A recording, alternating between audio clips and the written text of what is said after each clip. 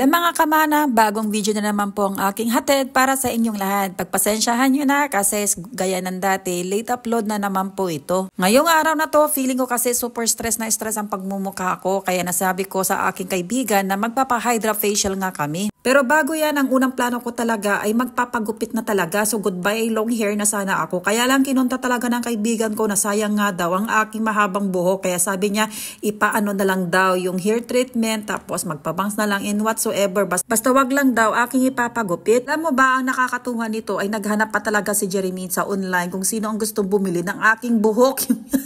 Ibebenta daw niya, hindi naman halata na mukhang pera ang person, choris. Anyway, nagsabi ang aking kaibigan na mayroon nga daw beauty parlor na may promo ngayon about sa Hydra Facial 9-in-1. Kaya hindi na ako nagdalawang isip, nagpaalam na ako kay Jane at sasama sa aking kaibigan na magpapa-Hydra Facial nga. So heto na nga, bago i-Hydra Facial ang iyong pagmumuka is make sure talaga na malinis yan. So ito ang unang first step is, hindi ko alam kung anong nilagay ni ate dyan. Make sure na nililinisan niya na mabuti. Kunting massage, kanyan, hindi basta. Na dito pa lang ay gustong-gusto ko na talagang matulog. Yung matulog na lang pagkagising mo ay tapos na pero hindi naman yata pwede iyon. Ikaw ba naman ang i-massage di ba nakikita nyo naman ang sarap talaga sa feeling, so relaxing at talagang Diyos ko, lahat ng mga kademonyuhan na nakadikit dyan sa pagmumukha ko ay feeling ko talaga ay nawawala, natatanggal. At pagkatapos lagyan ng cream at i-massage, heto niya at pinupunasan na ni ate. Hindi ko alam din kung ano nilagay niya dyan. Basta sponge yata na may tubig. Iyan, make sure na matangga at mawala lahat ng mga pinaglalagay niya kanina dyan sa aking mukha. After malinisan, papakita ko lang sa inyo guys kung ano ang mayroon dito sa kwarto na ito. So dito ginagawa ang Hydra Facial. After the first step, ito na tayo sa second step. So ganun pa rin, ibang cream lang ang nilagay dyan. Tapos masamasahe and there you go. Ang sarap talaga ng feeling. Sana masahe na lang talaga. Diba? Hindi ka talaga magsisisi dyan. Another cream ulit ang nilagay sa aking mukha. Ewan ko lang kung hindi pa ma-relax talaga sa lagay na yan. And fast forward, yan na nga at nanlisan na ulit ang aking mukha and proceed na tayo sa pangatlong steps. Next, nilalagyan na ni ate ng hindi ko alam ulit. Pasensya na, wala akong alam dito. Basta may brush dyan na parang, kumbaga pag nagbe-baking ka, may kunting star margarine nilalagay mo, kaya mantika nilalagay mo sa pan para hindi dumikit ang mga niluluto mo. Parang ganyan lang, uy. Next, dito na tayo sa pinakamasakit na part. Alam nyo ba talaga na maluha-luha talaga ako yan. Na feeling ko man hindi man relaxing to kasi tinutusok ni ate yung mga whiteheads or blackheads mo, maliit man yan or malaki, tinutusok niya tapos tinatanggal niya yan. Masakit talaga yan, uy.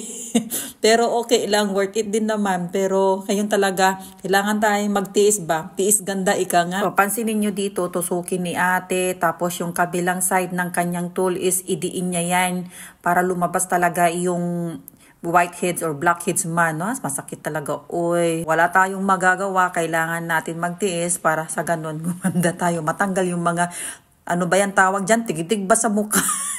Hindi ko naman pwedeng iskipan ito kasi sayang man ang pinambayad ko. Kasali iyan sa 9-in-1. Pagkatapos matanggal lahat ito na at binabrush ulit ang ating mukha, nilalagay niya iyan is nakita ko is yung aloe vera extract ba yun? Diba? Malamig yan sa mukha, guys, promise. So they always make sure na malinis talaga ang iyong pagmumukha bago nila isalang yung mga tools dyan sa mga tinatawag nilang Hydra Facial ba? Yan. Sige, naka-ready na yan. So let's go for the first tool. Hindi ko alam anong tawag dyan, guys. So kung mga nakakaalam, comment below. Yun. Hindi naman masakit yan. Pero relaxing din, promise. Kasi may, para minamassage ka rin yan. And next step, heto nga at nilalagyan na ni ate ng serum dyan. Kung anong tawag, wag nyo na akong tanungin, guys. Kasi ignorante man ako dyan. Although this is not my first time, yun nga lang kasi yung mga nilalagay na cream, mga serum, mga ano dyan, iba pa is wala talaga akong alam. Ang tawag yan sa machine, Hydra Facial, pero yung mga tools din na nilalagay din dyan, hindi ko rin alam, guys. Kaya panoorin nyo na lang ang video na to. So pagkatapos ng serum, minamassage niya ulit ang aking pagmumukha. Sabi ko nga sa inyo, nandito na tayo sa second tool. Ayan, tingnan nyo kung anong ginagawa ni ate sa ating pagmumukha. Ganon din, parang massage din, pero may mga benefits yan for sure, hindi lang natin alam. So, from your face down to your neck, pwede yan. So, ganyan lang yan, guys. No, diba? Sarap talaga ng feelings. And next tool, ito na nga. So, hindi na naipakita sa video yung paglagay niya ng may aloe vera extract yata yung nilagay dyan. Tapos, another tool na naman tayo. So, ini-spread. Parang may sa ultrasound ba yan? Parang ganun pag inu-ultrasound yung tiyan mo sa loob, may nilalagay muna na cream tapos ayan mo nilalagay. Wala lang, tingnan nyo na lang guys. Oh. Kayo na lang talaga mag-adjust sa mga sinasabi ko guys. Alam ko kung yung mga iba dyan is may mga experience na nito. So, I believe na mas marami kayong information kaysa sa akin. Ako naman kasi pasok lang ako ng pasok, paggawa ng paggawa, pero hindi ko pa inaalam kung ano yung mga nilalagay, ano yung mga ginagawa, ano yung mga tools, ano yung benefits, sure ba, basta go na lang dyan, higa ka na, bahala na sila, pagtapos na, okay, bayad, go. Sa part na ito, hindi ko na naiwasan na magtanong kay ate kung ano nga ba yan. Yeah. Oh, I need that. I need that, baby.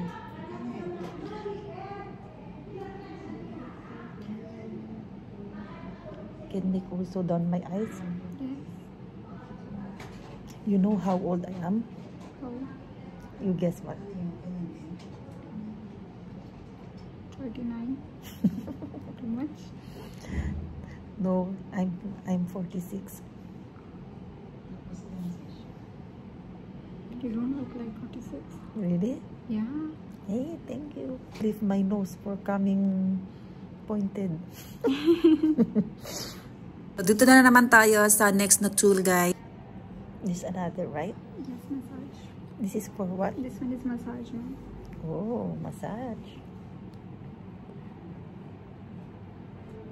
Okay, so nandito na tayo sa next steps which is another tool na naman ang nilagay sa ating mukha. Ito ba yung parang nililift niya yung skin mo para hindi magsag yung skin mo dyan. So, another way to look young, pambabata. Basta yun na yun, ha? Bahala na kayo talaga, promise. Next, ito yung parang nagpapatato ka, pero hindi naman ganon. Yan, mayroon niyang nilalagay si ate, ini-spray niya yan. Habang nag-i-spray siya, minamassage din niya yung pisngi ko. O, tingnan niyo, pansinin niyo guys. Napakalamig din yan, ang sarap ng feeling. O, paulit-ulit na lang ba? Ito to naman talaga na masarap ang feeling eh. Bakit ba? So, yan. Parang nasa last part na tayo or last tool na ginagamit. After applying all the 9 tools sa aking mukha guys. So, heto na at nilalagyan na ni ate ng mask. Ang lamig niyan. So, yan ang mask. Oh. Kita niyo yan. Ito na yung final yata na steps. So, make sure talaga na na-fit sa pagmumukha mo yung mask na yan. Para mas kumapit talaga ang mask yan sa mukha mo. So, make sure talaga. Parang pinaplansya lang ni ate yan. Make sure talaga nakapit yung mask. And fast forward na tayo. Yung mask na nilagay kanina sa aking mukha is nababad yan ng ilang minuto. Pag hindi ako nagkakamali guys, mga 5 to 10 minutes ba. Nung tinanggal, ayan, at minamassage niya ulit ang ating face. And after the process, heto na ang final look. So, mafe-feel mo talaga na bumata ka ng ilang years o diva bongga.